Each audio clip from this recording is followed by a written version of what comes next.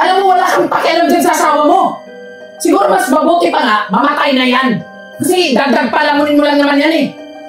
Pinsan, grabe naman kayo sa asawa ko eh. Nanghingi lang naman kami ng tulong eh. Tulong! Ano nangyari?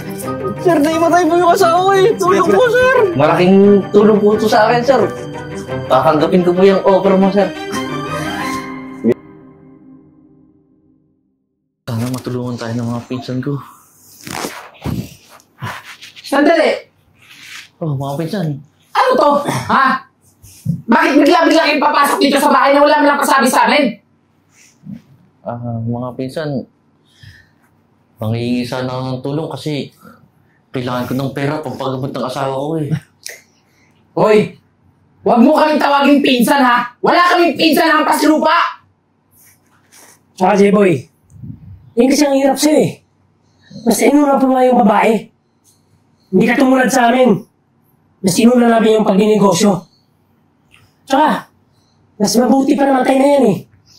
Para wala ka nang abalahin. Ano yung sinasabi mo? Hihiram ka ng pera?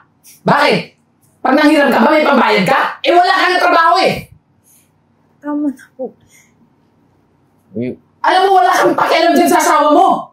Siguro mas mabuti pa nga, mamatay na yan. Kasi dagdag palamunin mo lang naman yan eh. Pinsan, grabe naman kayo sa asawa ko eh. Nanghingi lang naman kami ng tulong eh. Akala ko ba hihiram? Tapos ngayon hihingi? Ang kapal naman ang mukha mo! Alam mo Jay, huwag mo lang tulungan. Alam ko naman na walang pambayad yan eh. Mga pinsan, sige na. Tulungan niyo na kami. Bitawan mo nga ako, huwag kang hawak-hawak sa amin na nakakadiri, nakakasukay ang pagbuka mo. Kaya yung mga mahihirap, lalong-lalo ka na, itong tandaan mo ha, huwag mo na ulit kang tatawagin pinsan. Kasi hindi ka namin kadugo. Tsaka tingnan mo yung itsura mo, layo-layo sa itsura namin. Ano, hindi ka ba kayo aalis ha?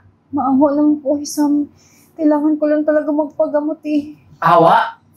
Hindi kami maawa sa mga hampas lupang kagaya ninyo. Kayong mga mahihirap, magtrabaho kasi kayo na maayos. True na ito. Sige. Alis! Maraming salamat na lang.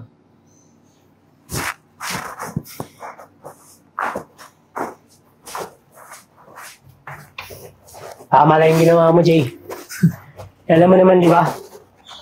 Pagdating sa pag-negosyo, sa pera, walang pinsan, walang kamag-anak. Siyempre naman kuya eh, pagkausapang pera, pag pera natin, pera lang natin yan. Hindi tayo pwede ipamigay yung pera natin sa iba kahit kamag-anak pa natin yan. Alam mo, bana ka talaga sa akin eh. Utak ang ginagamit.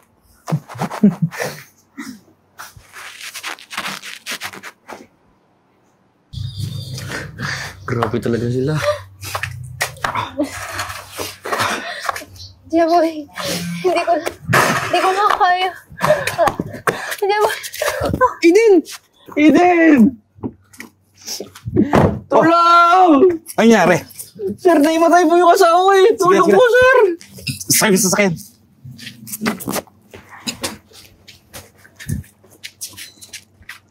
Hindi. Jeboy, Sir, maraming salamat po pala sa pagtulong sa amin wala nga naman. Nakausap ko na nga pala yung doktor. Okay na daw siya. Bukas, pwede na kayo makalabas. Sir, may problema po eh. Wala pa po kami pambayad ng bills. Di ko nga po alam kung saan nakukuha eh. Nako, huwag mo na alalahanin yan. Ako nang bahala doon. Kinausap ko na naman yung sa billing department eh. Ako nang bahala doon. Talaga, sir? Sir, di ko po alam kung paano ko mababayaran yan, sir. Bakit? Wala ba trabaho? Sir, wala po eh. Natanggal po ako dun sa dati kong trabaho eh. Ganun ba? Kung gusto mo, pumunta ka na lang sa restaurant ko. Doon ka na lang magtrabaho. Kung okay lang sa'yo. Sir, okay lang po kahit wala po akong sahod, sir. Basta mabayaran ko lang po yung tinulong mo po sa amin. Huwag mo lang isipin yun. Okay na yun. Ang mahalaga, okay na yung asawa mo. May number naman ako sa'yo, tama? Opo, sir. Libre ka na. Tawagan mo ako tapos mag-start ka na doon sa restaurant ko. Sige po, sir. Maraming salamat po. Pagkalabas po niya, pupunta na po agad ako sa restaurant niya. Sige, paano? Mauna na ako. Sige po, sir. Thank you po.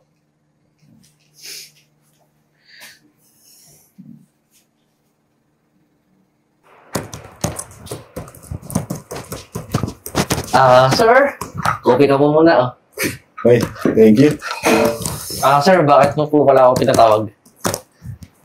Nga pala, Jeboy, medyo matagal-tagal ka na rin dito.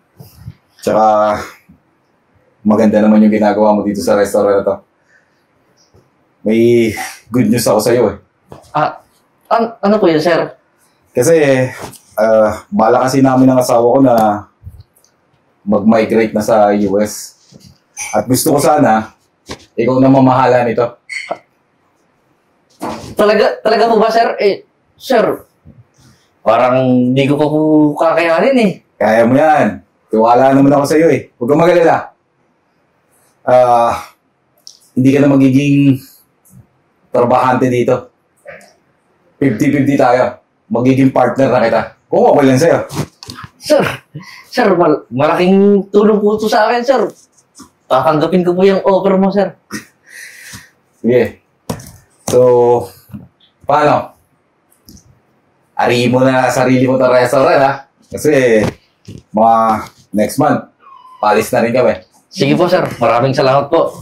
Sige na, thank you. Pagkatapos yan, mga ginagawa mo, mag-close ka na rin, ha? Sige po, sir.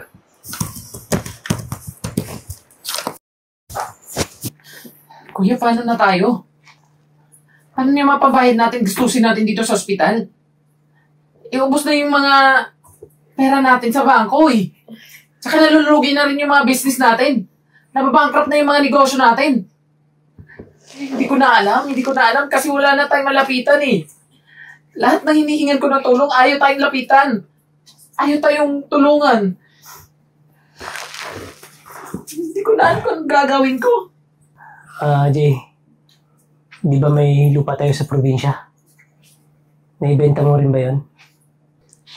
Kuya, ano pa bang mga lupa na ibibenta natin? Naubos na nga lahat? Ikaw naman kasi kuya eh. Sinabi ko naman kasi sa'yo nung una, patigilan mo na yung bisyo mo. Jay, pasensya ka na rin kasi hindi ko inangatan yung sarili ko. Hindi ko rin kasi alam na mauubos yung pera natin. Sorry kuya ha. Pero hindi ko na rin alam kung saan ako kukuha ng pera eh. Hindi ko alam kung may panggamot pa ba tayo na pambayad dito. Tsaka yung pang-opera mo. Okay, magalala. Bayad na lahat ng bills nyo dito sa ospital. Pinsan? Anong ginagawa nyo dito? Jay, nabalitaan kasi namin yung nangyari kay Francis, kaya pumunta kami agad dito ni Jeboy. Tsaka yung nangyari sa atin dati, kalimutan nyo na yun. Di naman na nagtanim ng sama ng loob sa inyo eh. Pala, Jeboy, Eden, humingi kami ng tawad sa inyo dahil sa nagawa namin ha. Matagal na namin kayo napatawad. Jeboy, pinsan, humihingi ako ng dispensa sa inyo. Hindi ko alam kung may mukha pa ba akong ihaharap sa inyo pagkatapos ng mga pinagagawa namin dati sa inyo. Lalong-lalo na yung nangangailangan kayo ng tulong sa amin. Jay, huwag mo nang isipin yan. Ang mahalaga, nabayaran na namin ang bills dito at gagaling na yung kapatid mo. Binayaran niyo yung gustusin namin sa ospital? Bakit? Di ba nga, hindi ka namin tinuring na kadugo. Tsaka, muntik pa nga mawala sa'yo yung asawa mo nang dahil sa amin eh. Jay, okay lang yun. Kalimutan na natin yun. Ang mahalaga ngayon mag-move on na tayo. Maraming salamat ha. Alam ko, sa kabila ng lahat ng pinagagawa namin sa'yo, papasalamat ako kasi nakuha mo pa rin na patawarin kami. Lalong-lalo na po sa'yo, ate. Pasensya na po talaga.